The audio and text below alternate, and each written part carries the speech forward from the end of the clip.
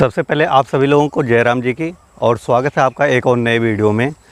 अभी हम अपने नेपियर वाले खेत में हैं। ये हमारा पूरा नेपियर वाला खेत है और आज हम आपको कुछ इसके एडवांटेज है और डिसएडवांटेज वो बताने वाले हैं। और अभी हम जिस खेत में खड़े हैं ये गन्ना है और ये नेपियर है, तो कुछ सेम है दोनों में, नेपियर और गन्ने में। और जो हम आज आपको बताने वाले हैं, जिन लोगों को पता है उन लोगों को मालूम होगा कि ये नेपियर करीब 6 से 7 साल तक चलने वाला एक बहुत ही बेहतरीन हरा चारा है। और जिन लोगों को नहीं पता उन लोगों की जानकारी के लिए हम बता दें, ये हरे चारे का एक बहुत बड़ा स्रोत है।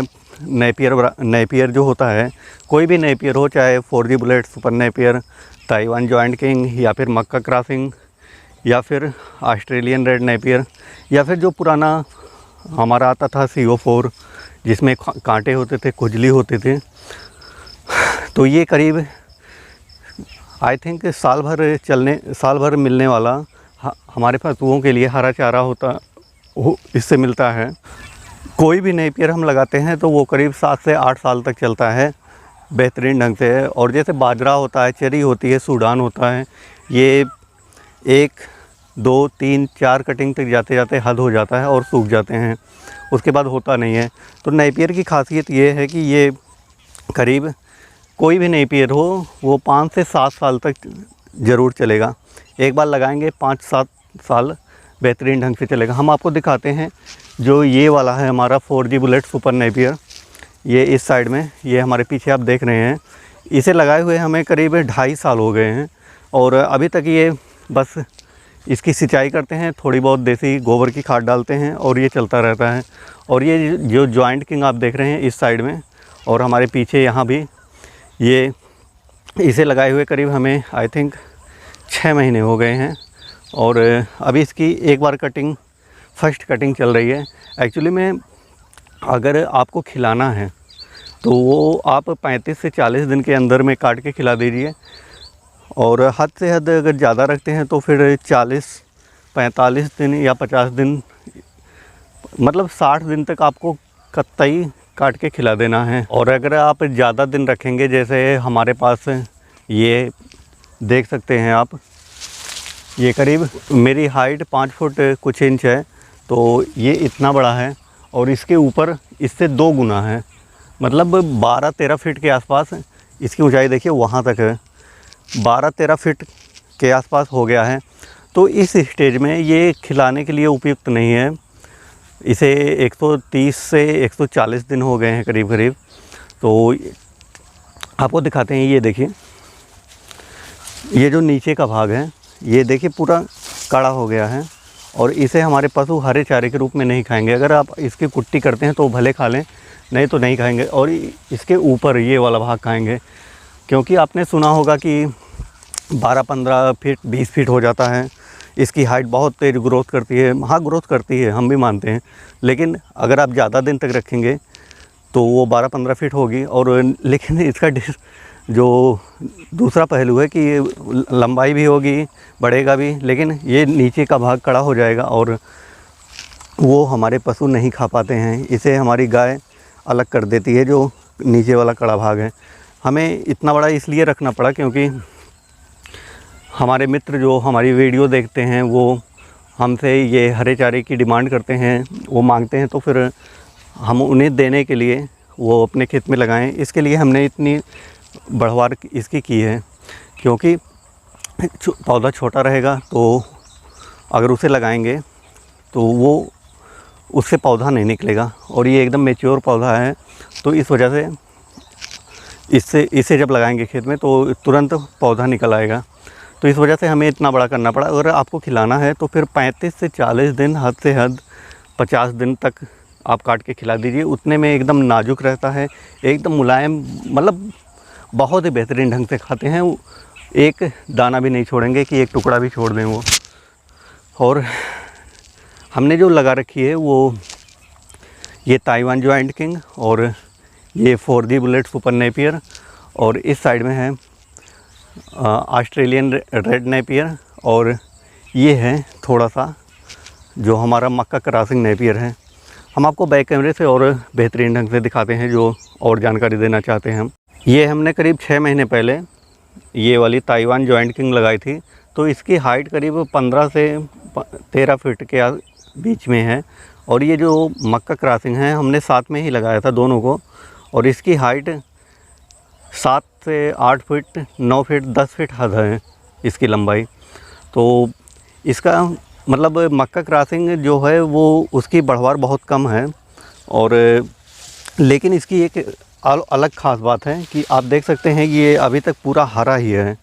इसका नीचे का भाग ये देखिए, अभी ये हरा हरा ही है, पूरा का पूरा हरा है, पूरा पौधा हरा है, पत्तियां हरी हैं। सिर्फ नीचे की अभी 3 पत्तियां सूखी हुई हैं, 1, 2 और फिर वो वाली 3। और इसी के जस्ट बगल में जो हमारा ताइवान जॉइंट किंग है वो देखिए, इसकी पत्तियां कितनी भयंकर सूखी हैं। इसकी तो आधे से ज़्यादा सूख गई हैं। मतलब अगर हम हरे की बात करें तो हरापन और मुलायम मक्का क्रॉसिंग में ज़्यादा रहता है। और लेकिन इसका जो एक दूसरा पहलू है कि इसकी बढ़वार बहुत कम होती है, क्योंकि इसमें मक्का का अंश है, इसलिए इसकी लंबाई कम रहती है और हरापन इसमें ज़्यादा रहता है। और इस साइड में जो हमने अपना ऑस्ट्रेलियन रेड नेपियर लगा रखा है, इसकी भी बढ़वार सेम है, बहुत ही बेहतरीन है। जैसे 4G बुलेट्स सुपर नेपियर की है उससे भी थोड़ी बेहतरीन है। इसकी पत्तियों की संख्या और कल्लों की संख्या बहुत ही ज़्यादा होती है। एक्चुअली में जितने भी नेपियर हैं करीब करीब सब में बढ़वार भी ज़्यादा रहती है, चाहे वो पुरानी वैरायटी हो चाहे नई वैरायटी हो। बस थोड़ा सा सभी में अंतर होता है, वो बहुत मामूली होता है। और जो ये ऑस्ट्रेलियन रेड नेपियर है, इसकी पत्तियों की वजह से, इसके कलर की वजह से थोड़ा ये अलग रहता है। और आपको एक और वैरायटी दिखाते हैं जो हमने करीब 2 साल पहले लगाई थी, लेकिन अभी ये देखिए एक बालक हमारे गांव का बैठा हुआ है और शायद ये आम खा रहा है। और ये है वो वैरायटी जिसे मार्केट में लोग या यूट्यूब पर बाहुबली नेपियर, स्मार्ट नेपियर या फिर अलग अलग नाम से और भी नाम दे रखे हैं लोगों ने, तो उस नाम से बुलाते हैं। इसकी थोड़ी सी ख़राबी ये है कि इसकी लंबाई बहुत कम होती है। आप देख रहे हैं जो इसकी लंबाई ये हमारे यहाँ तक है। अगर इसकी पत्तियों की पूरी लंबाई ले लें तो यहाँ तक है, सीने तक। तो इसकी लंबाई कम रहती है। ये स्मार्ट नेपियर इसे बोला जाता है। ये एक्चुअली में ज़्यादातर ऐसा बोला जाता है कि ये बकरियों के लिए ज़्यादा सही रहता है। जो गांठ होती हैं, बकरी होती है, उसके लिए ज़्यादा होता है। आप कितने दिन भी रख लीजिए, 6 महीने, साल भर रख लीजिए, ये साला इतने से ज़्यादा बढ़ेगा ही नहीं, बस इतना ही बड़ा रहेगा। और इसे भी हमारे खेत में मतलब इसकी जो अवधि है करीब आई थिंक 180 दिन से कम नहीं होगी और ज़्यादा ही हो गई होगी। लेकिन जब इसकी बढ़वार नहीं होती, इसकी लंबाई नहीं बढ़ती, तो हम इसे किसी किसान भाई को नहीं देते हैं और ना ही इसका नाम लेते कि हमने लगा रखा है।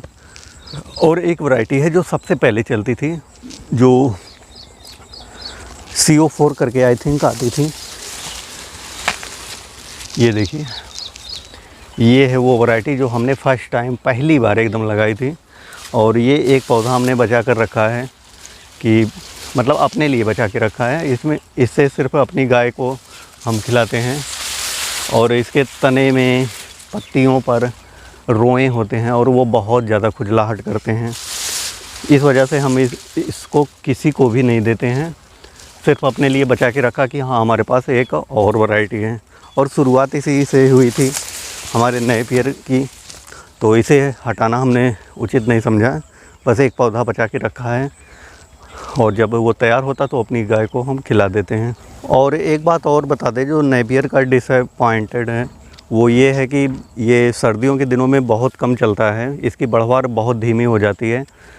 तो सर्दियों के दिनों में दूसरा कोई जो आप ऑप्शन रख सकते हैं, जो जैसे बरसीम हो गया और मक्खन ग्रास हो गया, राई, रिचका या फिर जो सर्दियों के दिनों में चलने वाला है जौ, जई, ये भी आप लगा सकते हैं।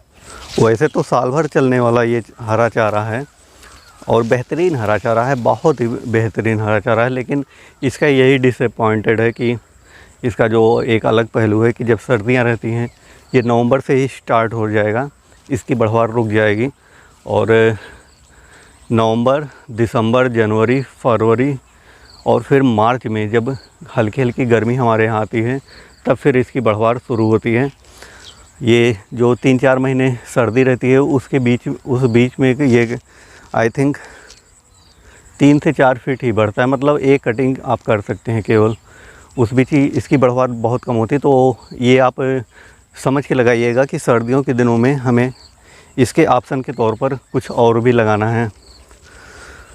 तो हाँ, यही था जो हम आपके साथ शेयर करना चाहते थे, जो हम आपको बताना चाहते थे कि लगाइए, नेपियर को लगाइए। और अपने हाँ, एक बात और है, जो हमारी गाय है, जब हमने इस साइड में थोड़ी सी बजड़ी लगा रखी है, जो आप देख रहे हैं ये वाली, ये बजड़ी है।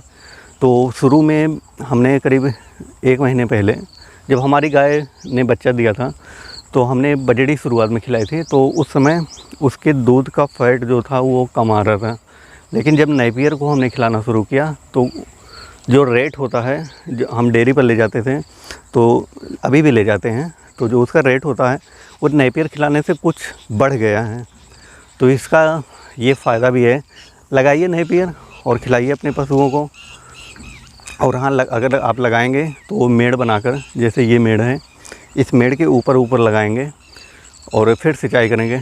और दूरी जो रखेंगे वो ज़्यादा से ज़्यादा रखने की कोशिश कीजिए। अगर आपके पास खेत ज़्यादा है तो कम से कम 3 फीट की दूरी रखिए।